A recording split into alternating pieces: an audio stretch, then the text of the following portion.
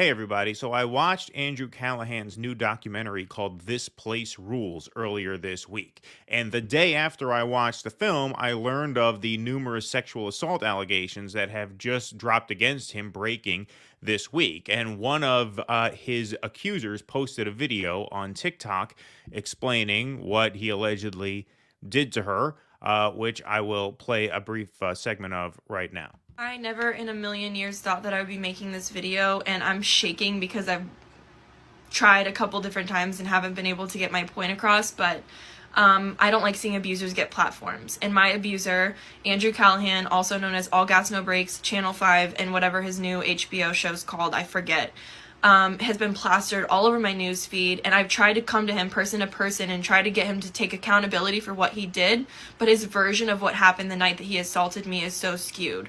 So I will tell you that he did eventually get consent. And that's the main point, is that he eventually got consent because he wore me down. He told me he needed a place to stay for the night. He had some sort of falling out with one of his crew members or whatever, and I was very clear about the fact that we are not hooking up. He gets in my bed and wears me down to the point where I eventually do agree to do things that I wasn't proud of. And I wasn't proud of them and thought it was my fault for so long that I continued to be nice to him after the situation. He wouldn't leave my house the next morning. Okay, so we get that. All right, that is definitely assault. What she is describing, obviously, coerced consent is not consent at all. So she goes on in more detail. You can watch that entire video. I put the link in the description of this video, which also includes a later TikTok post where she shows messages that she got from other women who have had similar experiences with Andrew Callaghan. So this all seems very credible, which means it seems like Andrew Callaghan is pretty obviously a piece of garbage. So is his movie. All right, so this is the segue from the elephant in the room to the review of This Place Rules, because a lot of people in progressive media spaces are very disappointed. That was a word I saw written a lot. They're disappointed about these accusations because a lot of people in this space are actually quite fond of a lot of Andrew Callaghan's work as a content creator. He has a couple of very popular YouTube channels, All Gas No Breaks and Channel 5. Channel 5 has a little over 2 million subs. All Gas No Breaks has a little under 2 million subs, but those are obviously both massively popular channels. And I will admit to, I guess, having been living under some kind of rock, because I had not even heard of this guy until quite recently.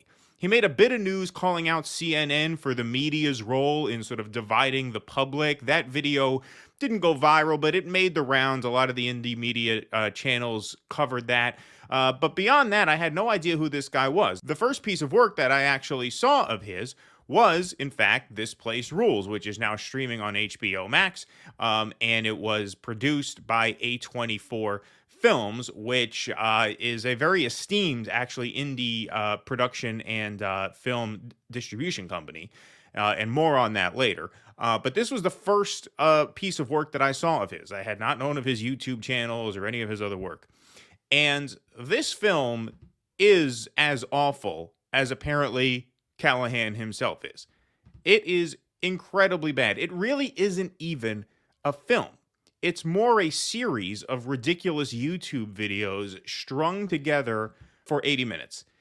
It is offensively terrible from the outset. So the movie begins with a 5-minute segment covering this bitter feud between these two has-been Instagram influencers, who I guess have fan bases known informally as the Joker Gang versus the Gum Gang.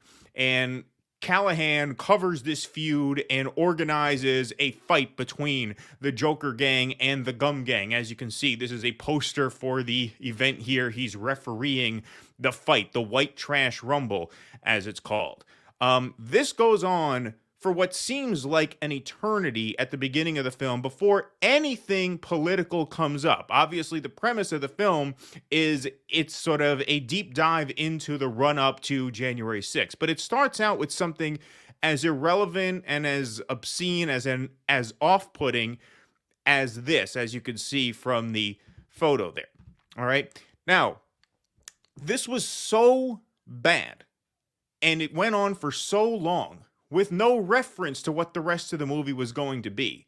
I actually thought for a minute or two, as it was coming to a close finally, that perhaps I had hit the wrong button on the HBO Max and had started watching the wrong movie. That's how irrelevant and idiotic this all seemed. I actually thought, mate, did I click on the wrong thing? Is this another Andrew Callaghan movie? What is going on here? All right. Now, after this incredibly long, bombastic, vulgar opening sequence between the Joker gang and the Gum gang, I see Callaghan himself, who basically interviews himself to sort of provide quasi-narration for the film, which, by the way, that's a sign that it's a lousy film right there. When the filmmaker himself has to basically do his own pseudo-interview to provide narration, that shows that he doesn't have a good film in the can. It's one thing to have a documentary narrated, and it's another thing to sort of inject yourself into the movie the way Michael Moore has done, right? But when you actually have to sit in the director's chair and sort of look off camera the way they do when they're doing an interview, and actually pretend that you are being interviewed yourself as a way of explaining the events of the movie, that's a sign right there that you don't have a very good movie that tells a story on its own. And this movie tells no story whatsoever. Like I said, it really just plays like a series of YouTube crank videos, right? Just one after the other after the other. But anyway, at the end of this 5-minute bit about Joker Gang versus Gum Gang, Callaghan sits down and he says, this seemed like a good way to start the movie, meaning the feud between these two Instagram influencers. And right away, I kind of knew what he was going for, right? He's making this point that the Joker Gang versus the Gum Gang is a sort of metaphor for our sort of political landscape, right? MAGA versus Antifa, Joker Gang, Gum Gang, right? The crazies on the extremes of both sides are dominating the space, blah, blah, blah. Okay, I get the metaphor. We did not need a 5-minute setup. We did not need to be thrown that off balance in such a ridiculous way. But okay, fine. That's the premise that you're going for. Let's see how you back that up. The entire rest of the film is just him interviewing crazy people. Now, it's mostly Trumpers, but not all. He interviews some Antifa people, even a couple of like the blue MAGA libs. He interviews a bunch of nut jobs, including some higher profile people. He includes Alex Jones in the movie. Alex Jones is in like 3 or 4 segments. He keeps coming back to Alex Jones as if we didn't know the point he was trying to make about Alex Jones the first time. Keeps going back to him. He interviews Enrique Tarrio, who is the head of the Proud Boys, and this podcaster named Dave, who we learn at the end of the movie has a past that's sort of eerily similar to the kinds of people he claims to be crusading against, which is all I will say about that. I won't spoil it in case anyone wants to waste their time and watch it. But broadly speaking, the movie, like I said, is sold to viewers as an investigation of sorts into the quote-unquote undercurrents that led to the January 6th Capitol riot. That's from the log line of the movie. And this is very much a log line in search of a premise, because the actual film has no premise. It is just a gag reel. It is one endless, pointless, meandering gag reel. And this is really just, it is insanity for insanity's sake. From QAnon to the schmolection theories to an obviously mentally ill man who is out with signs crusading against circumcision. That takes up a few minutes of the movie, has nothing at all to do with anything, to a lunatic on the streets of New York City who claims that his friend had a bisexual threesome with Donald Trump. The movie is almost pornographic in its depiction of these people. Because like a porn compilation, there's no through line to the material except for the cheap gratification that it offers moment to moment. And this is that exact same thing. We see crazy people share crazy ideas, crazy stories about all kinds of unrelated topics and some of the goings-on of the day. And at the end, we learn that the Capitol riot happened. That's literally the movie. There is never an examination into how and why conspiracy theories spread, except for Callaghan briefly and without any supporting commentary, without any expansion on this thesis, espousing the theory that people turn to conspiracies when they feel like either they have failed themselves or that the world has failed them, right? He does say that towards the very end of the movie. Now, that idea, right, this idea that conspiracy theories fill a hole in people that they either dug themselves into or perhaps that the world buried them in, is perhaps an interesting premise for a documentary. And I say perhaps because even that is not a particularly original idea, right? That's a fairly accepted theory already, that yes, conspiracy nuts are filling this sort of hole in themselves. They are sort of searching for a part of themselves that is missing, and they fill that hole in themselves with stories about how the world did this to them.